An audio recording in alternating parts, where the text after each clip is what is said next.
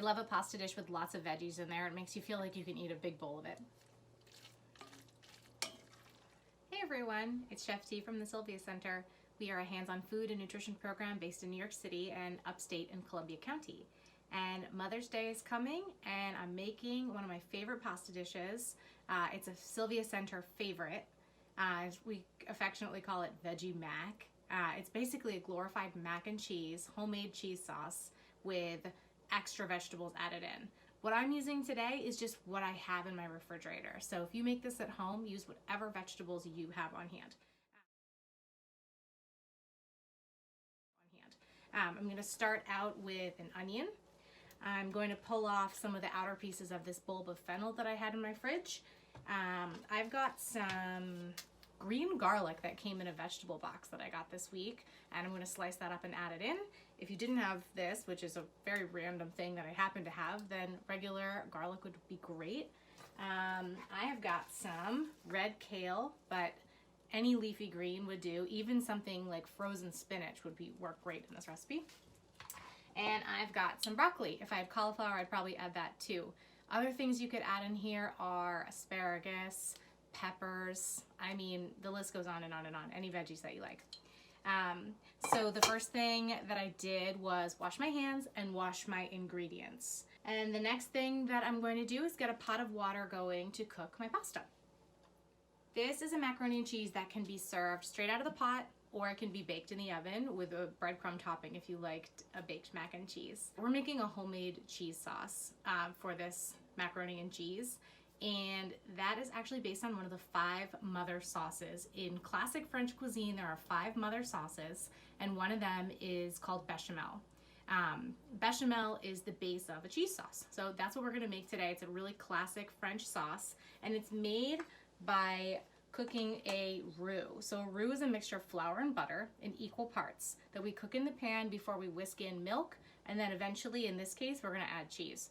I grew up eating homemade macaroni and cheese, which I thought was really unfair. I never got boxed mac and cheese from the store, and I think that was just for the reason that I had a lot of brothers and sisters, and a box or two just wasn't gonna cut it to feed our family, and my mom would just make it from scratch. So the nice thing about this is if you have pasta, milk, cheese, butter, and flour, you can make homemade mac and cheese.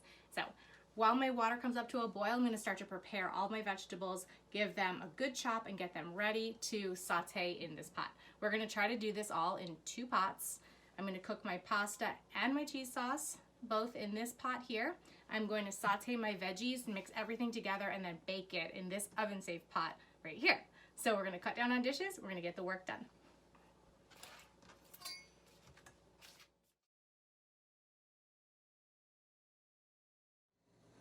Everything is prepped. I'm ready to saute, and my water is boiling and ready for the pasta.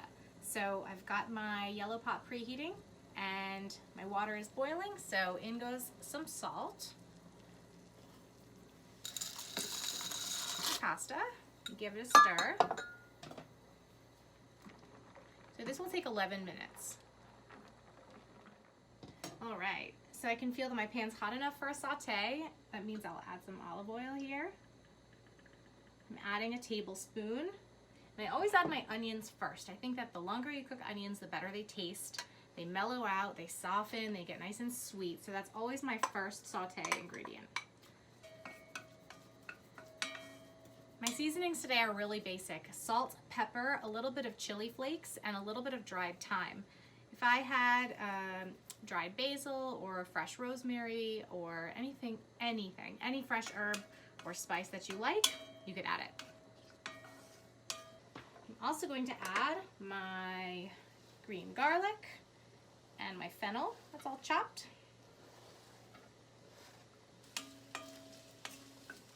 It smells so good. All right, my onions and fennel and garlic have been cooking for about 5 minutes. I want to give them a good head start before I add my other vegetables because they're really the base flavor of this entire dish, plus the cheese sauce. So I'm gonna wait to add my broccoli and kale until a little bit later on because I've never really been a fan of soggy vegetables. I want them to stay nice and bright and crisp. You'll notice I cut my broccoli pretty small so it's easily mixed in. And then my kale, I just pulled out the big stems and tear these into small pieces. So if you had a little one in your kitchen, this would be a really great job for them to do, to just rip these up into bite-sized pieces. So that's all ready to go. My box of pasta said it's an 11-minute cook time, but I know that I'm going to be baking this in a sauce in the oven for a little bit longer. So if I cook it the full 11 minutes now, I'm going to end up with a really soggy pasta dish. I want it to be pretty al dente.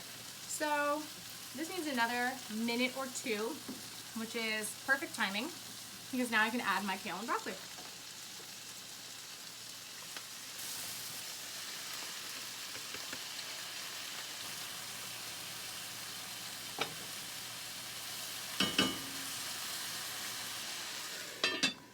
It's time to drain the pasta.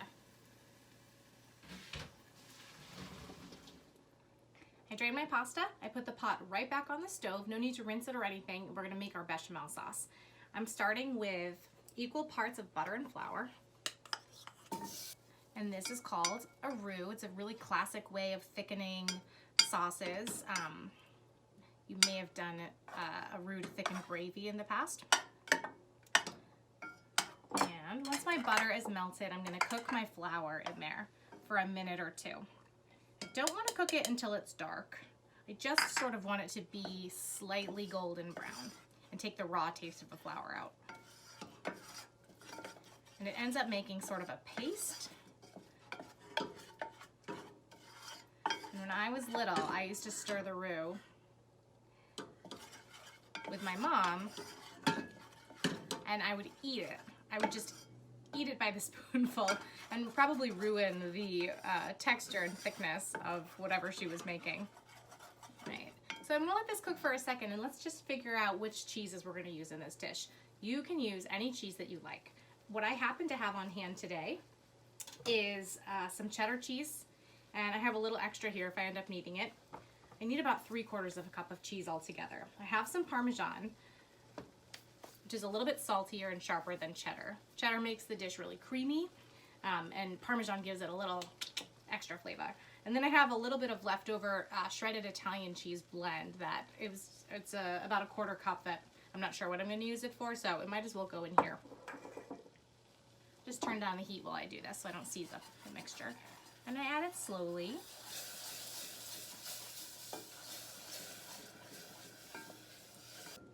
Might need to switch to a whisk to make sure it's nice and smooth. So in the meantime, while that comes up slowly to a simmer, I'll grate all my cheese.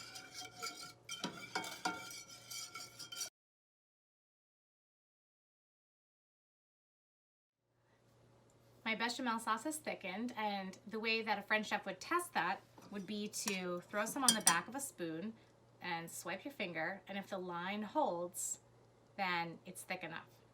So that's working. It does need salt and pepper. I'll do that. And I'm going to turn off the heat. I don't want it to overcook.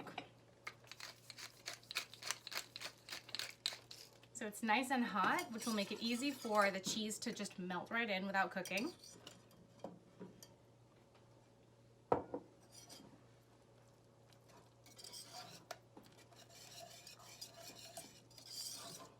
So now all 3 parts of this dish are ready to go. My pasta has been cooked. My cheese sauce is delicious. Kind of see how nice and cheesy that looks. And I'm gonna just taste my veggies to make sure that they're properly seasoned. So everything can get mixed together now.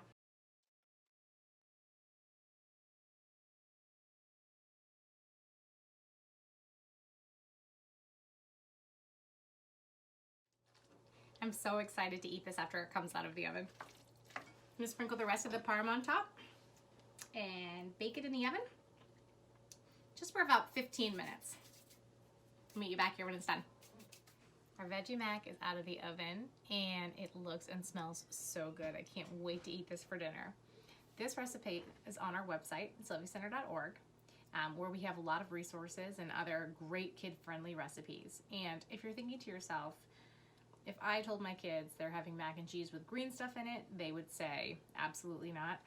Let me tell you, we've been making this recipe for years with students all over the 5 boroughs of New York City, upstate and Columbia County. We always are scraping the bowl clean and the kids come back asking for seconds. So have a little faith and try something new and go for this recipe. It's really easy and it's fun to make a homemade mac and cheese sauce, or a mother sauce as we were calling it today.